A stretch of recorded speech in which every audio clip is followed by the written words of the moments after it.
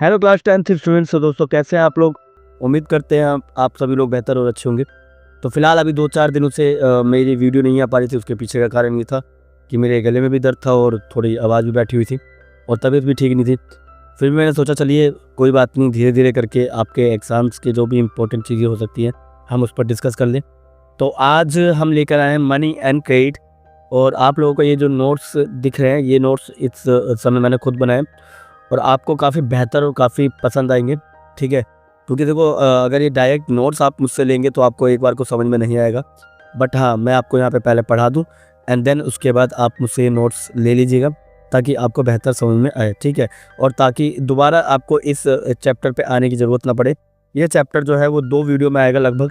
ठीक है, तो इस दोनों वीडियो को आप देख लीजिएगा और आपका ये पूरा चैप्टर क्लियर हो जाएगा। मनी एंड क्रेडिट के ऊपर हम डिस्कस करने जा रहे हैं।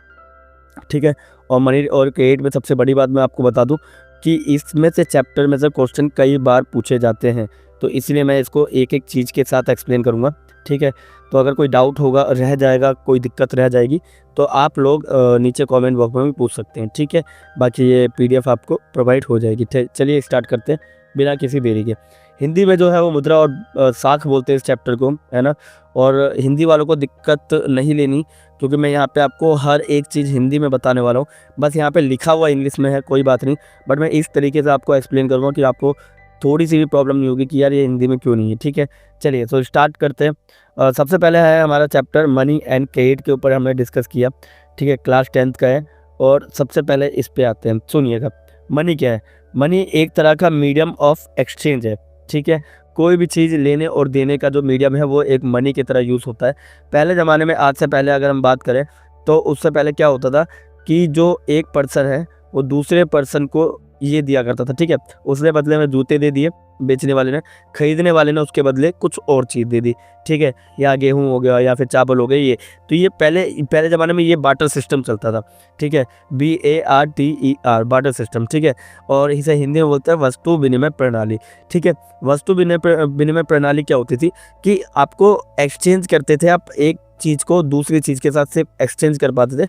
उसमें वैल्यू ऑफ मनी आपको पता नहीं चल पाती थी कि उसकी कितनी वैल्यू है, उसकी कितनी वैल्यू नहीं है, ये आप लोगों को नहीं पता चल पाता था। फॉर एग्जांपल अगर मुझे सोना लेने के लिए जाना पड़े तो मैं अपने घर में लोहार हो तो बाल्टी लेकर थोड़ा जाऊँगा, अब बाल्टी के बदले सोना थोड़ा देगा, तो कहीं ना कहीं वैल्यू ऑफ मनी में दिक्कत आती थी। ठीक है, मगर यहाँ पर मनी के आने के बाद ये चीज़ें बदल गई है। कैसे बदल गई है उसके बारे में बात करते हैं। पहले तो देखो क्या डेफिनेशन जानते हैं।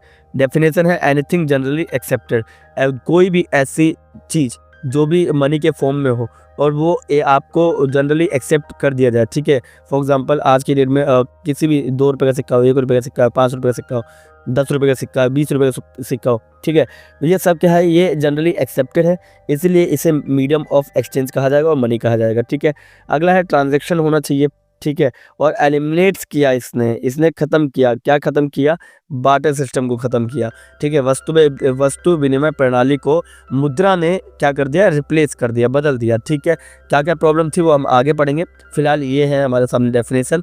और इधर प्रोसेस क्या है, प्रोसेस सुनिएगा। बायर जो है, जो ये रहा खरीदने वाला जो है ये बंदा।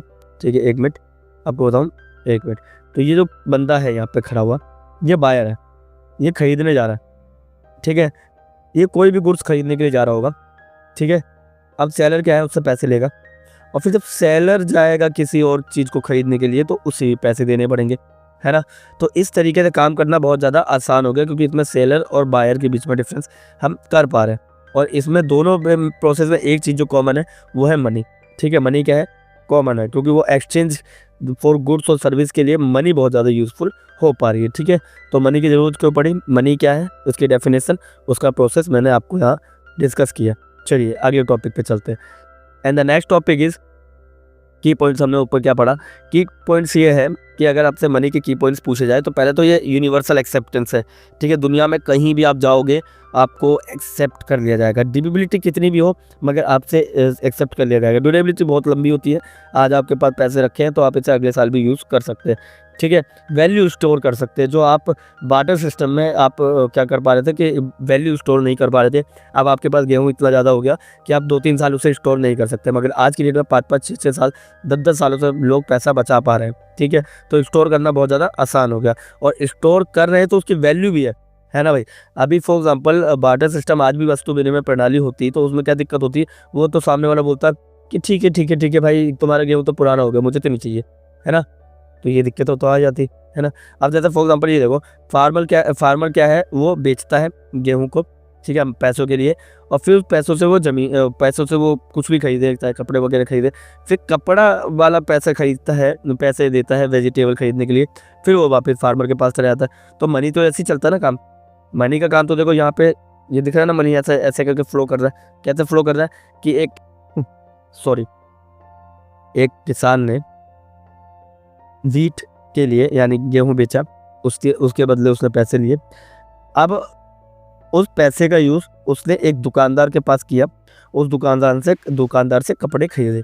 अब वो दुकानदार घर जाएगा तो रास्ते में उसे बाज़ार मिलेगी, बाज़ार में वो फिर वेजिटेबल के लिए पैसे खर्च करेगा, और इस तरीके से ये पूरा एक प्रोसेस पैसों का चलता रहता है ना। ऐसे करके ये इंसिडेंट चलता रहता है। ठीक है, क्लियर, समझ में आ गया। चलिए अब अगले टॉपिक पे आते हैं, and the next topic is front of us that, ठीक है, यहाँ पे नेक्स्ट टॉपिक हमारे सामने है मॉडर्न फॉर्म ऑफ मनी।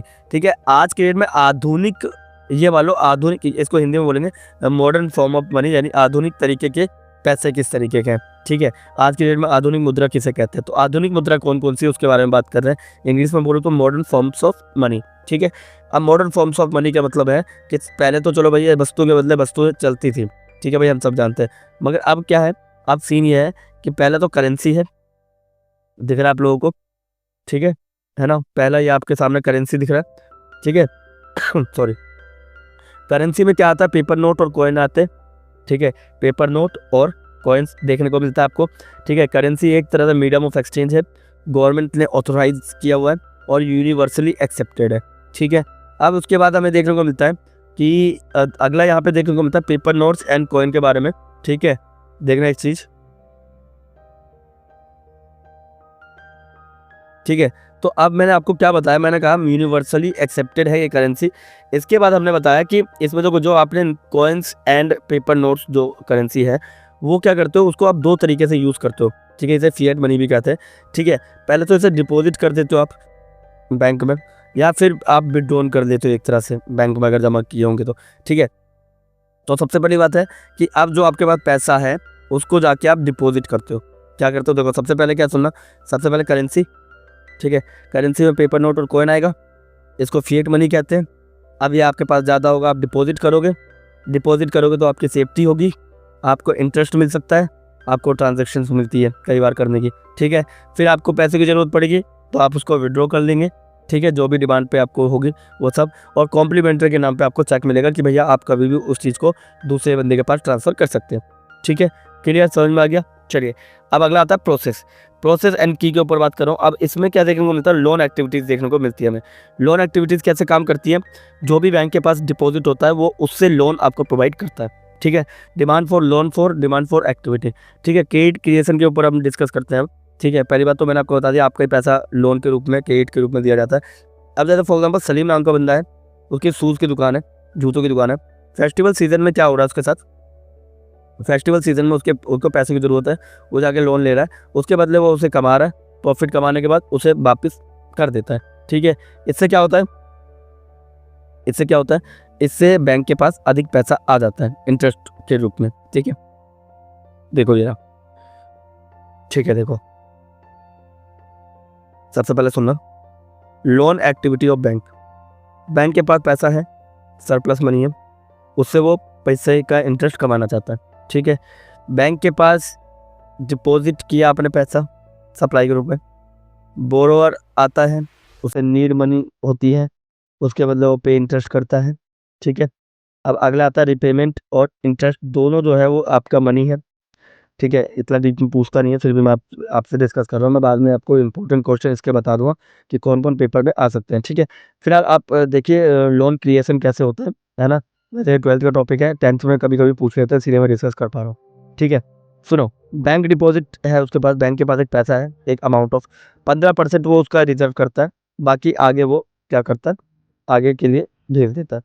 ठीक है, अब वही बैंक मीडिएट करता है डिपॉजिटर और बोरोर के बीच का काम, यानी एक पैसे देने वाला एक पैसे लेने वाला, दोनों के बीच का काम बैंक देखता है।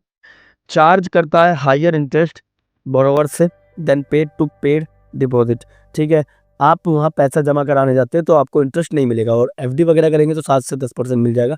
मगर जब वहाँ पे आप लोन लेने के लिए जाएंगे तो आपको 14 से 15% का होम लोन वगैरह मिलेगा, 18% मिलेगा। तो वो उसके बीच का जो अंतर है ना, उससे उनकी सैलरी निकलती है। ठीक है, इनकम सोर्स उनका यहीं से, इंटरेस्ट जो रेट है उनसे उनका पैसा कमा पाते हैं वो लोग। ठीक है, चलिए अब आता है टर्म्स ऑफ क्रेडिट। क्रेडिट की टर्म्स क्या क्या है उसके ऊपर हम डिस्कस कर रहे हैं। ठीक है, समझ में आ गया क्रेडिट के ऊपर क्या क्या टर्म्स ऑफ क्रेडिट क्या क्या है, हम उसके ऊपर डिस्कस करते हैं। ठीक है, सुनिएगा क्रेडिट ऑफ टर्म्स। सबसे पहले सुनना, सबसे पहले एक इंटरेस्ट रेट होता है। आप कोई भी क्रेडिट मतलब कुछ भी लेने, मतलब एक तरह से ये बोल रहा क्रेडिट ऑफ टर्म्स का मतलब है कि साख लेने का या ऋण लेने का, उधार लेने का, है ना, जो बैंक के थ्रू है, उसके क्या क्या टर्म्स है। ठीक है, उसके ऊपर बात करते हैं। सबसे पहले तो वो इंटरेस्ट रेट रखेंगे। ठीक है, कॉस्ट ऑफ बोरिंग, यानी कि ये कॉस्ट है जो आप पैसा उनसे ले रहे हैं उसके बदले। उसके अलावा कोलेट्रल लेंगे। कोलेट्रल एक तरह से सिक्योरिटी होती है। सिक्योरिटी मतलब कि ये मान लीजिए जो भी आपके पास एसेट है, लाइक बिल्डिंग है, लैंड है ना, जो भी आपके पास गोल्ड वगैरह हो, वो सब कुछ आपका एसेट्स है, यानी आपकी परिसंपत्ति है। वो परिसंपत्ति आप रखिए उनके पास और उसके बदले में वो आपको लोन प्रोवाइड करेंगे। तो पहले तो इंटरेस्ट रेट, दूसरा कोलेट्रल सिक्योरिटी। ठीक है, फिर आता है third, mode of payment. Mode of payment का मतलब यह है कि भैया किस तरीके से आप पेमेंट करेंगे, यानी मंथली इंस्टॉलमेंट लगवाएंगे या फिर आप एक साथ देंगे पूरी, वो उनके हिसाब से होती है।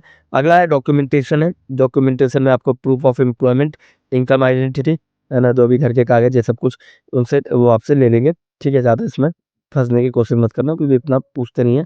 बट हाँ, आपको क्रेडिट जो क्रिएशन है उसको पता होना चाहिए, आपको टर्म्स ऑफ क्रेडिट आपको पता होना चाहिए। पेपर में पूछेगा नहीं पूछेगा वो अलग बात है, मगर आपको तो एक तरह का क्लियरेंस होना चाहिए ना, क्योंकि आप में से कई बच्चे आर्ट्स लेकर इकोनॉमिक्स लेंगे या फिर कॉमर्स लेकर इकोनॉमिक्स लेंगे, तो उसमें भी आपको ये 12th में देखने को मिलेगा, है ना। तो बेसिक आपका क्लियर होगा आज, तो आपको आगे दिक्कत नहीं होगी। ठीक है, फिर आता है इक्वेटेड मंथली इंस्टॉलमेंट, फिर आप EMI बोलते हैं इसे। देखो EMI की फुल फॉर्म भी पूछ सकते हैं, इक्वेटेड मंथली इंस्टॉलमेंट बोलते हैं इसे। ठीक है, समझ में इंस्टॉलमेंट बोलते हैं। चलिए अब इसमें सुनिएगा कैसे काम करता है। 2 तरह का इंसिडेंट दे रखा है, एक पुअर हार्वेस्ट के साथ और एक अमीर इंसान के साथ सक्सेसफुल बनने में। देखो भाई, सब स्मॉल फार्मर्स टेक्स लोन, छोटे से किसान ने लोन लिया, फेल कर गया बेचारा पे करने के लिए। इसके चक्कर में वो डेब्ट ट्रैप में फंस गया। ठीक है, डेब्ट ट्रैप मतलब कि ऋण के जाल में फंस गया। ठीक है, वो फंस गया। अब वो फोर्स किया जाएगा उसे वापस बेचने के लिए, है ना। मतलब वापस, मतलब अब उसको ज़मीन जो उसके पास है ना, अब जो ज़मीन उसने कोलेक्टर के रूप में रखी थी वो उससे बैंक क्या करेगी, छीन लेगी एक तरह से। समझ में आ गया। तो इसलिए फार्मर्स कई बार आत्महत्या वगैरह करते हैं क्योंकि उनका लोन नहीं पे हो पाता है। ठीक है, फिर आता है एक सक्सेसफुल बिजनेसमैन के बारे में बात करूँ तो सुनिएगा। पहले तो एंटरप्रेन्योर जो है वो अपने कुछ समय के लिए लोन लेता है, गुड प्रॉफिट होता है, टाइमली रिपेमेंट कर देता है और बिजनेस ग्रोथ उसका होने लगता है। फिर आता है की पॉइंट्स। की पॉइंट्स में मैंने यही बताया कि टर्म्स जो है, सबसे पहले एक लेंडर और बोरोवर के बीच में एक अच्छा खासा वो होता है रिलेशन। ठीक है, लोन टाइप आपको लिखना बताना पड़ता है। डेब्ट का बर्डन बहुत ज़्यादा पड़ने लगता है ना, इन्हीं लोगों पे। और अलग अलग तरीके के लोन टाइप वगैरह होते हैं, जैसे होम लोन हो गया, 2 व्हीलर लोन हो गया, 4 व्हीलर लोन हो गया, ये सब लोन के पार्ट्स हो सकते हैं। ठीक है, तो इस तरीके से लोन क्रिएशन होता है। ठीक है, तो इसके आगे की जो क्लास होगी हम कल देखेंगे। ठीक है, फिलहाल मुझे बताओ कि इस नोट्स से पढ़ने में आपको मज़ा आया नहीं आया, वो जैसा हो मुझे बताइएगा। बाकी नोट्स आपको प्रोवाइड कर दूँगा। इसमें कुछ स्पेलिंग मिस्टेक्स वगैरह होगी, मगर मेरा मानना है इंग्लिश मीडियम के बच्चे हो आप, तो आपको स्पेलिंग मिस्टेक तो मेरे ख्याल से इग्नोर कर लेनी चाहिए, क्योंकि आप 10th क्लास के स्टूडेंट हो, कोई 2nd या 3rd क्लास के नहीं कि वो उतार के नीचे रख दो, है ना। तो कल हम वैरायटी ऑफ क्रेडिट अरेंजमेंट पढ़ेंगे। ठीक है, आज हमारा ये वाला लास्ट था। ठीक है, अगर कोई भी दिक्कत होती है, आप लोगों को किसी भी तरह की प्रॉब्लम होती है, तो आप कमेंट बॉक्स में पूछ सकते हैं। बाकी मिलते हैं हम किसी और वीडियो में, तब तक के लिए थैंक यू, धन्यवाद। ठीक है, थैंक यू।